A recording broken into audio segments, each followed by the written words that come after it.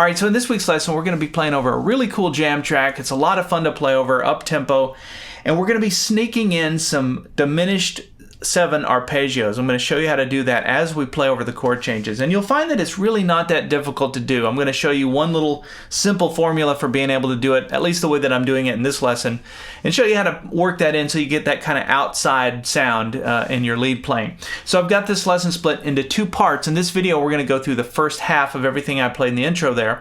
If you'd like to learn the second half, as well as download the tablature and get the MP3 jam track so that you can practice everything we're about to learn, you can get those things by going to activemelody.com. Go to the weekly lessons page and do a search for EP424. One other thing I should mention is if you're not a premium member yet, you should look into it because I put out lessons like this every week and I've been doing it for about 10 years now, and they're in-depth lessons that are really designed to teach you how to improvise and be just better at jamming and knowing what you're doing on the guitar. That's really what they're all designed to do.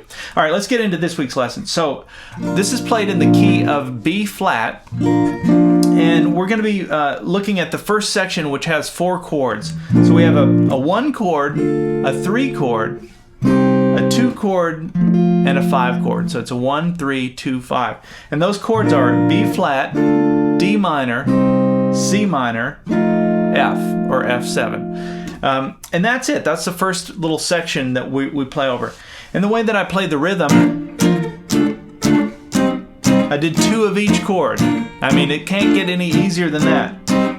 Now there was a piano part that I put in there as well, but at least that's what the guitar track was doing.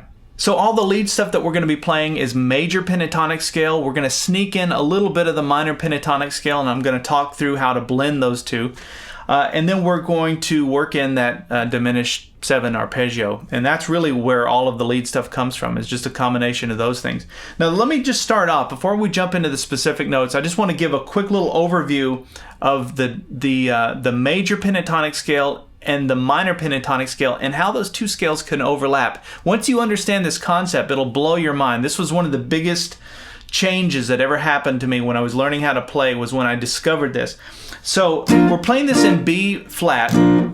So if you're thinking minor pentatonic scale, now this is your E shape. So out of the cage system, these 3 fingers are making up the E shape. But if we're thinking minor pentatonic scale, pattern 1, most of us know that by now, right? We know that pattern 1, and we know how to connect it to this E shape.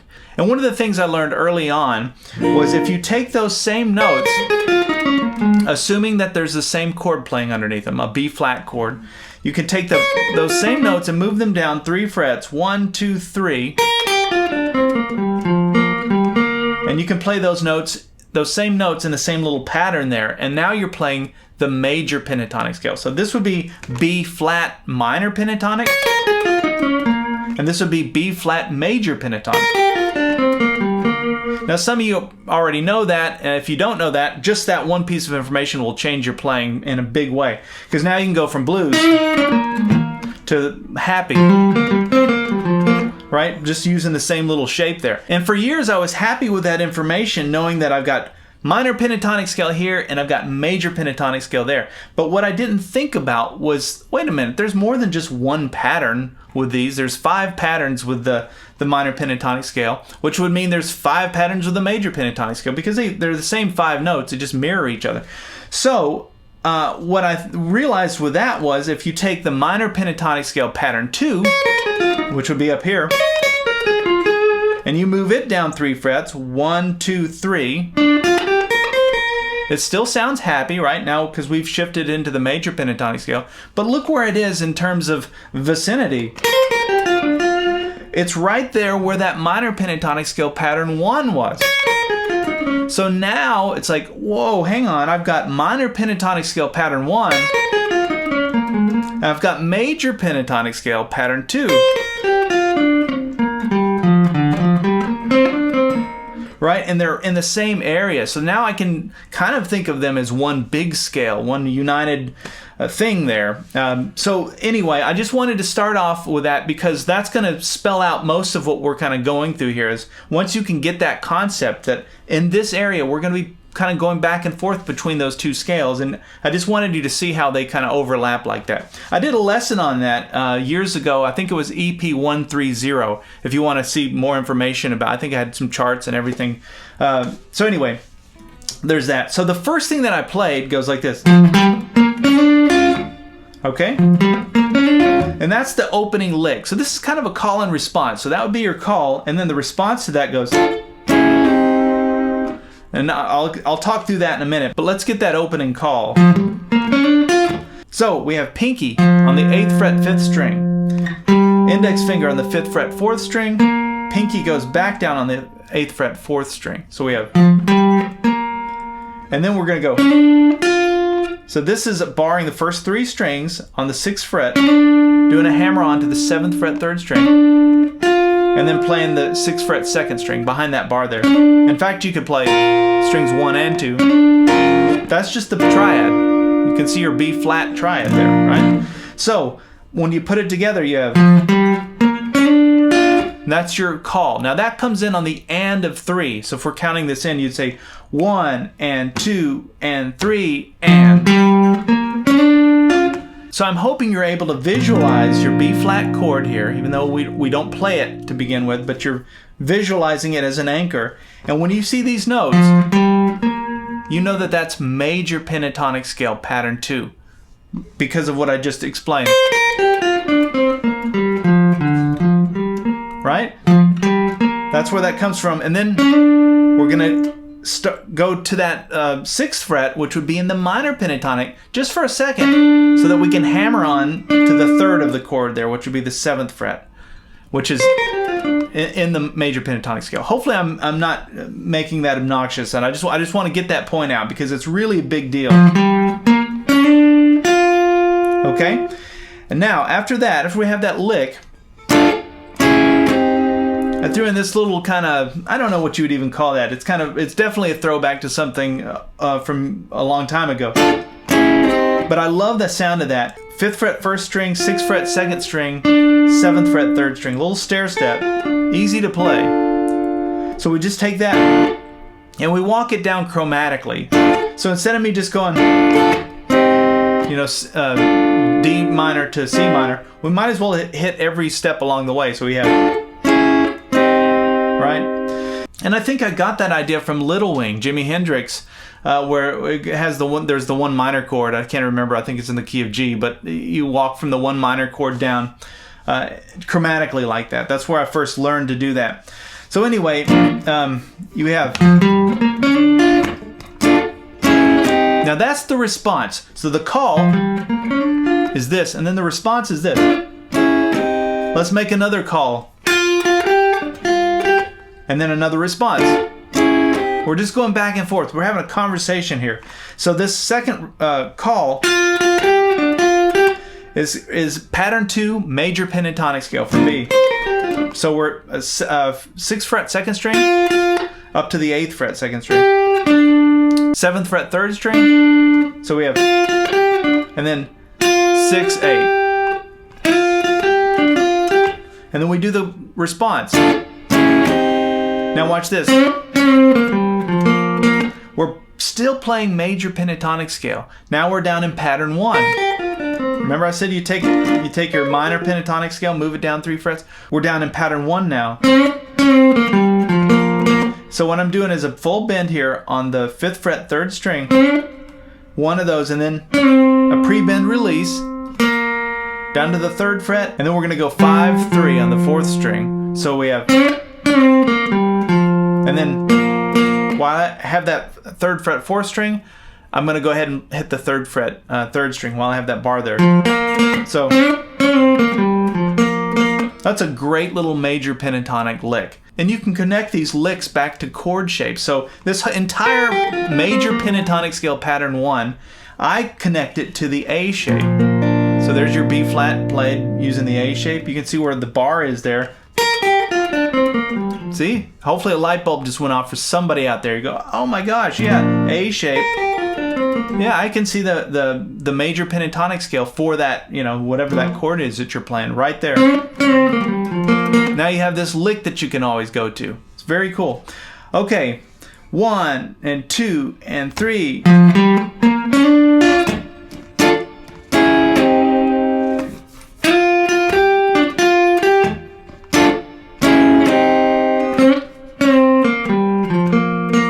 Now the next time I do another response, but instead of me playing all 3 strings, I just went like this. I just played strings 2 and 3 instead. It's the same chord that I was thinking of, but I don't know why. I just thought, just to mix it up and give you some different ideas here. It has a little different sound when you're playing it like this. It's more of a harmonized third. But anyway, it's these 2 notes. Middle finger is on the 7th fret, 3rd string, and then 6th fret, 2nd string. You walk that down, and this is where we work in that diminished 7 arpeggio. Watch this. All right, let me talk through how to play this first, and then I'll explain where it's coming from and explain how you can use it. So the first thing I played was we're on the 2nd string here, so it's on fret 4, and then we go up to 7. Notice I'm skipping 2 frets in between there. And we're going to do the same thing, but we're going to start this time we're going to go up to the 1st string. We're going to start on the 5th fret and go to the 8th fret. You can see those 2 frets in between each time. And then we're going to come all the way up here to the 11th fret. Now notice that from the 8th fret to the 11th fret, there's 2 frets in between. And hopefully you're starting to see a pattern emerge here. Maybe you don't know what it is yet. And then I came to the 10th fret 2nd string, 8th fret 1st string, and then the last note was the 11th fret 2nd string. So let's put all that together. I know it's kind of weird, but it's going to make sense here. And actually I slid up to that. So that's what that diminished 7 arpeggio sounds like. Now, as I was pointing out the 2 frets in between, I was making a point of that because what I want to show you is how symmetrical this arpeggio is. Look at the pattern that's going on here. Now, every string works out exactly that same way where you just walk it down like a stair step, except for the 3rd string. That's that oddball string because of the way that the guitar is tuned. So you'd have to compensate for that by going. And then from here, it's just... That's what the diminished 7 arpeggio looks like. And what's cool is it's symmetrical just like the chord itself, which means I can take this now and slide it up here and do the same thing and be playing the same arpeggio. So I can play it all over the neck that way. That's going to make more sense. Some of you are like, what? It's going to make more sense here, I promise. Okay, so that's what we played. So where this comes from is an F sharp diminished 7. Now remember when we were going through the chords at the beginning, we had the B flat, the D minor, the C minor, the F chord, the F7 chord. That was our 5 chord, right? And the 5 chord creates tension to get you back to the 1. There's tension and release. Well, another form of tension outside of just playing a 7 chord like that, dominant 7 chord, is you can play a fully diminished chord or play a diminished 7 chord, which is what we played here. So F, but you would play the sharp diminished 7 of that. So whatever your 5 chord, here's let me summarize. Whatever your 5 chord is, you can play the sharp diminished 7 of that 5 chord and then resolve back to the 1 chord. It's a really cool thing. You can work into blues, any kind of style that you want, and you can do it with the chords or you can do it with arpeggios when you're playing a lead. And that's what I did here. Was it would be normally you go from the F7 back to the B flat, and that's fine. But listen to this. Hear the tension? It's a little more tension than before. And so this chord, this F sharp diminished 7 chord, is where these notes came from. You can hear that now. Right? You can hear that those notes are coming from this chord here. And so what you want to do if you want to reference this in the future, just use your E chord shape for now. Just make it easy. But picture your E chord shape and then See where that chord is in relation to your E shape. However you can do that, whatever makes sense in your mind to connect that.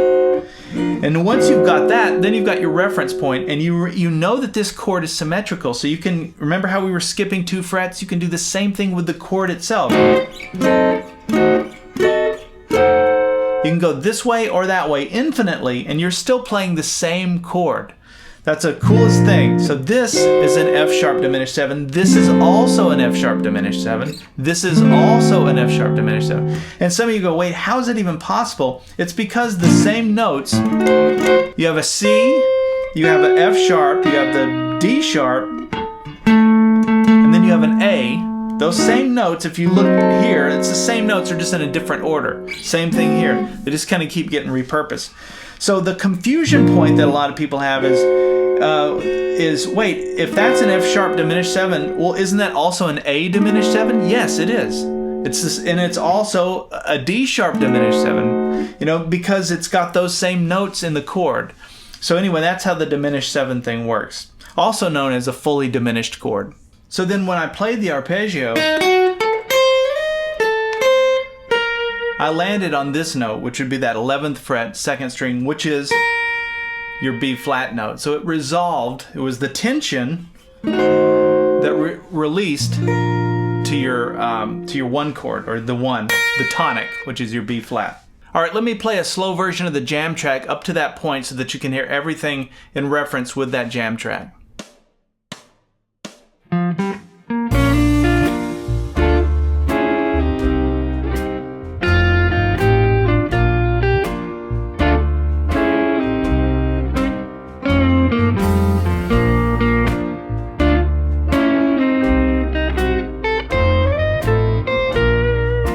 All right, so the song goes back through the same cycle again. I'm going to give you some more lick ideas. Now this time we're not going to be doing the call and response. I just did that the first time.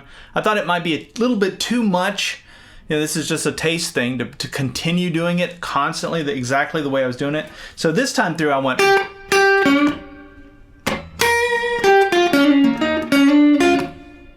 Okay, so let's start with that first lick, which is and notice I'm using my fingers. I tend to do that if I want to play a little more aggressively, if I want to get that pop sound.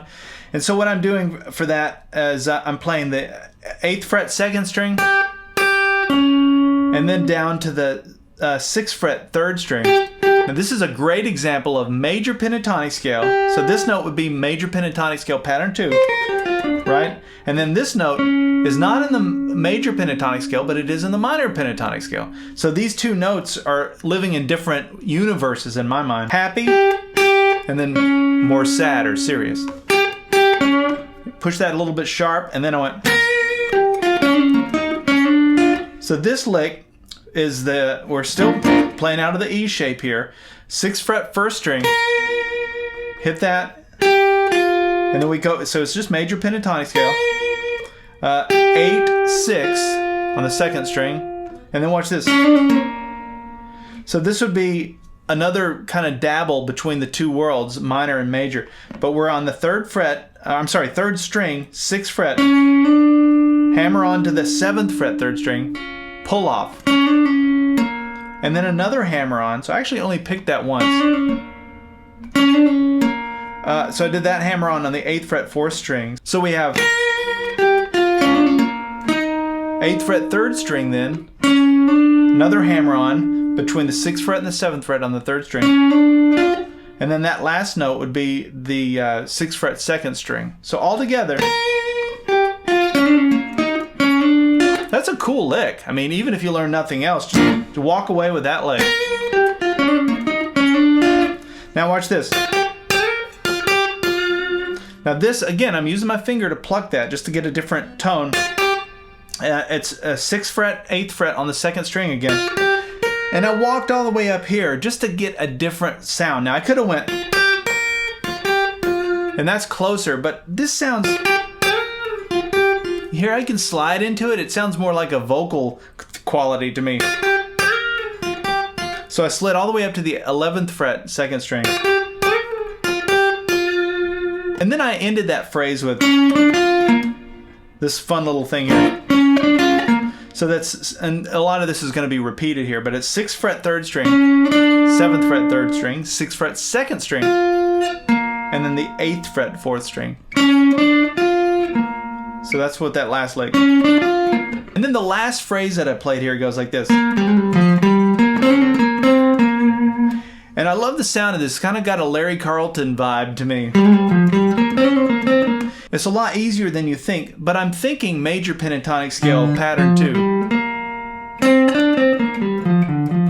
So I'm between the 5th fret with my index finger and the 8th fret with my pinky. So I started with the 8th fret 4th string, and I did this. Come down to the 5th fret, hammer onto the 6th fret, pull off, and then down to the 8th fret 5th string. So it's, and I actually picked that 8th. So I did the hammer on pull off like that, and then did an upstroke pick for the 8th fret 5th string, and then back to the 5th fret 4th string. So, and then put your pinky down here on the 8th fret 4th string and do the exact same thing, just up a set of strings. And then you land on that 8th fret 4th string. So all together,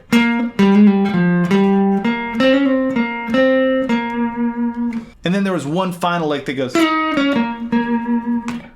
bluesy lick. It's just minor pentatonic scale pattern 1. So I came up here to the 9th fret 3rd string and did a quick slide into the 8th fret 3rd string. That would be your blue note if you're thinking of the blues scale. So slide into 8th fret, 6th fret, and then down to the 8th fret 4th string. And then the last thing was that hammer on again between the 6th fret and the 7th fret on the 3rd string. And that's just building that little chord there. If you think about your triad, your B flat triad. And that's really all there is to part 1. I know that we've gone through a lot of information already. The second half has a whole other part with different chords, and we work in another diminished 7 arpeggio and all of that.